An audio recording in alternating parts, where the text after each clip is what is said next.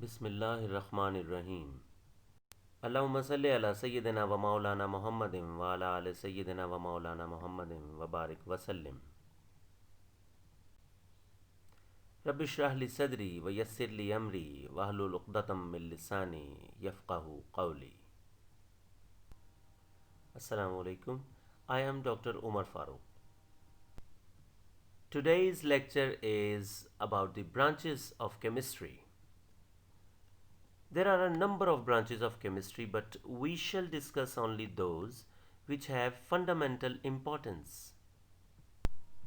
And these are physical chemistry, organic chemistry, inorganic chemistry, biochemistry, industrial chemistry, nuclear chemistry, environmental chemistry, and analytical chemistry.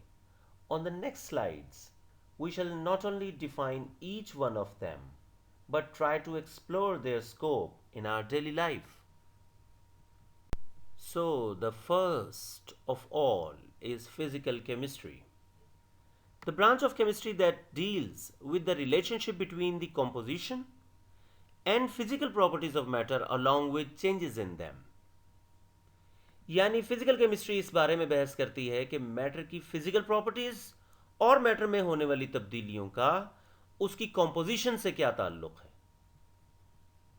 Moreover, the properties such as structure of atoms or formation of molecules, behavior of gases, liquids and solids, and the study of the effect of temperature or radiation on matter are all studied under this branch. So, second in the list is organic chemistry, the branch of chemistry that deals with the study of covalent compounds of carbon and hydrogen and their derivatives. The covalent compounds of carbon and hydrogen are also called hydrocarbons.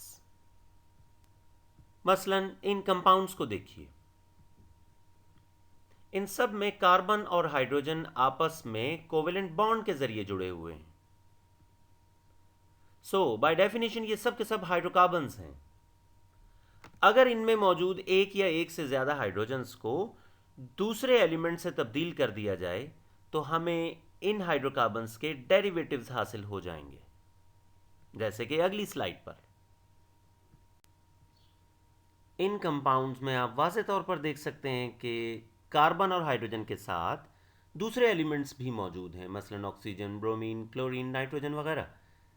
सो ये सब के सब hydrocarbons के derivatives हैं. Hope you understand. An organic chemist deals with the structure determination and studies the properties of organic compounds, whether they are natural or synthetic. Scope of this branch covers petroleum, petrochemicals, and pharmaceutical industries. At number 3, we have inorganic chemistry, the branch of chemistry that deals with the study of all elements and their compounds except those of hydrocarbons and their derivatives. यानी hydrocarbons और उनके derivatives के अलावा जितने भी compounds हैं वो सब के सब इनऑर्गेनिक कंपाउंड्स कहलाते हैं और उनकी स्टडी केमिस्ट्री की जिस ब्रांच में की जाती है उसे इनऑर्गेनिक केमिस्ट्री कहते हैं. It has applications in every aspect of the chemical industries such as glass, cement, ceramics, and metallurgy. Metallurgy is the extraction of metals from their ores. Next we have biochemistry, which is the branch of chemistry that deals with the study of the structure, composition, and chemical reactions of substances found in living organisms. यानी biochemistry जानदारों के अजसाम में पाए जाने वाले मुरक्कबात जिन्हें biomolecules भी कहा जाता है उनकी साख्त यानी स्ट्रक्चर, बनावट यानी कॉम्पोजिशन और उनके कीमियाई तामुलात यानी केमिकल रिएक्शन से मुताल्लिक बहस करती है. In this picture you can see the structures of various biomolecules like carbohydrates, proteins, etc. This branch of chemistry covers all chemical processes taking place in living organisms, such as synthesis and metabolism of biomolecules like carbohydrates, proteins, and fats. Metabolism का मतलब है molecules की तोड़ फोड़ का अमल. The scope of this branch is in the fields of medicines, food science, and agriculture, etc. Actually, biochemistry emerged as a separate discipline when scientists began to study how living things obtain energy from food, or how the fundamental biological changes occur during a disease. यानी biochemistry एक अलहदा branch के तौर पर उस वक्त सामने आई जब साइंसदानों ने यह खोज लगाने की कोशिश की कि जानदार अपनी खुराक से तवानाई क्यों कर हासिल करते हैं और ये कि बीमारी के दौरान हयातियाती तब्दीलियां कैसे रूनुमा होती हैं. I hope you understand. Next in the list is industrial chemistry, which is the branch of chemistry that deals with the manufacturing of chemical compounds on commercial scale, that is on large scale. यानी chemical compounds की तिजारती पैमाने या बड़े पैमाने पर तैयारी से बहस करती है केमिस्ट्री की ये ब्रांच, जिसे इंडस्ट्रियल केमिस्ट्री कहा जाता है. It deals with the manufacturing of basic chemicals such as oxygen, chlorine, ammonia, caustic soda, nitric acid, and sulfuric acid. And these chemicals provide the raw materials for many other industries. यानी ये chemicals कई दूसरी सनतों के लिए खाम माल का किरदार अदा करते हैं, such as fertilizers, soap, textiles, agricultural products, paints and paper, etc. Next we have nuclear chemistry, which is a branch of chemistry that deals with the radioactivity, nuclear processes and properties. मैं आपको मुख्तसरन बताता हूँ कि radio activity से क्या मुराद है और nuclear processes क्या होते हैं.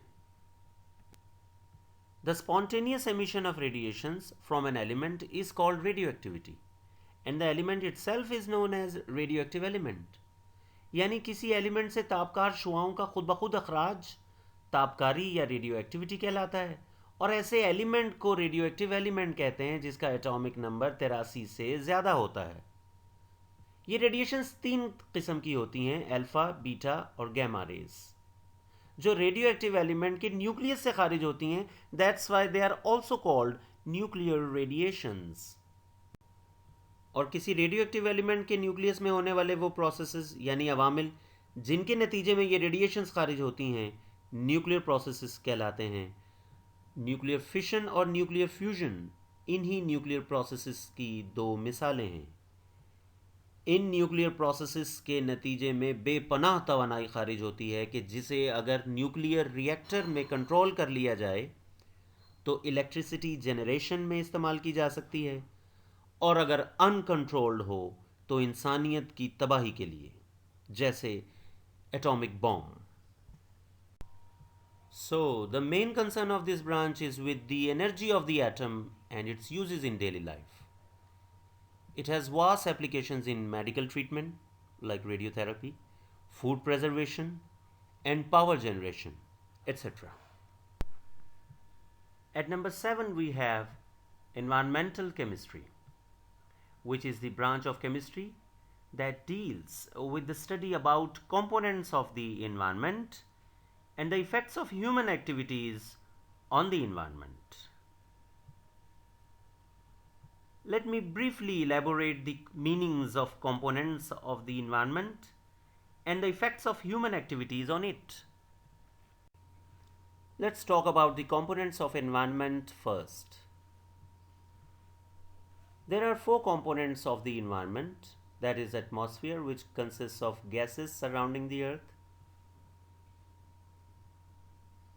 Number 2 is the lithosphere, consisting of rocks, minerals and soil.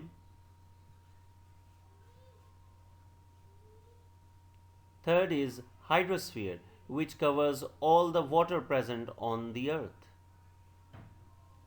And last but not the least, biosphere, which consists of living and non-living organic matter. It means that environmental chemistry is related to other branches like biology, geology, ecology, soil and water. There are many human activities which cause adverse effects on the environment. Following are three major effects of human activities on the environment, that is climate change, pollution, and depletion of ozone layer. And due to these, our earth be like crying for help. So if you wanna help her, remember these three R's: reduce, reuse, and recycle. So, the knowledge of chemical processes taking place in the environment is necessary for its improvement and protection against pollution. And this is studied in the branch of chemistry called environmental chemistry. And the last of all is the analytical chemistry, which is the branch of chemistry that deals with the separation and analysis of a sample to identify its components. So, first things first, let me elaborate the terms separation and analysis. So, separation means purification. For instance, we have a mixture of three substances A, B, and C. By using some proper physical method, we can separate them.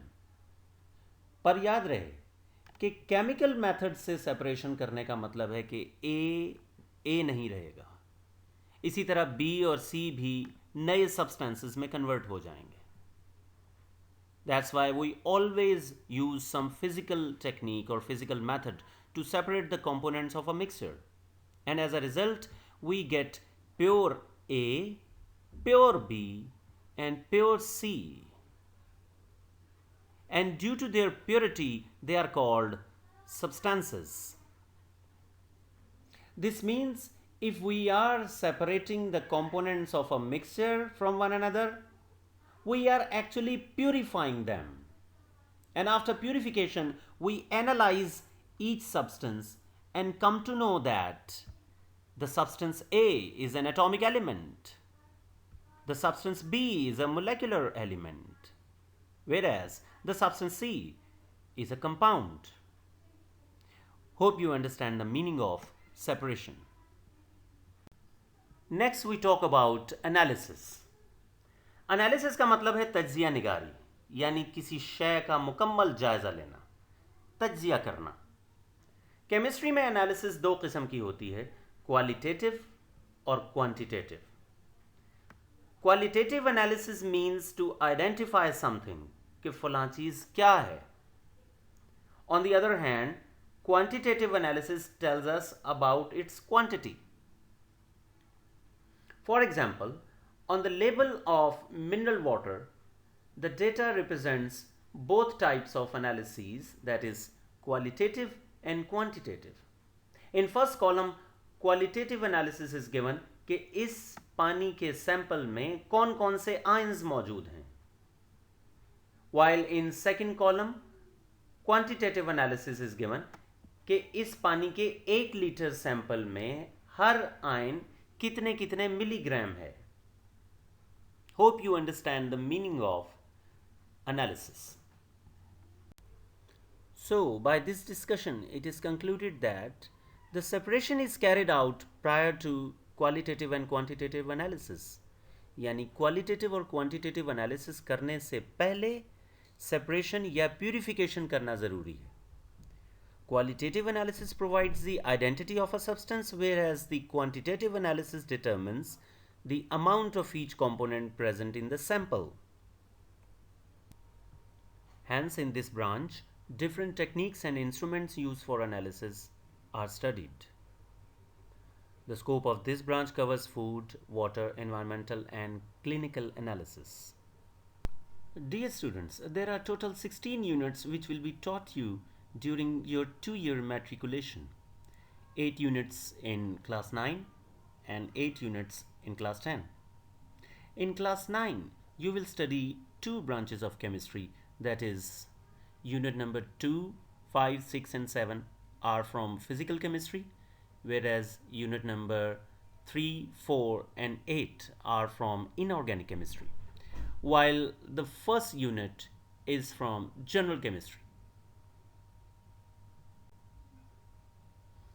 In class 10, There are 8 units comprising of 6 branches, that is physical chemistry, inorganic chemistry, 2 units from organic, 1 is from biochemistry, 2 from environmental chemistry, and the last is industrial chemistry.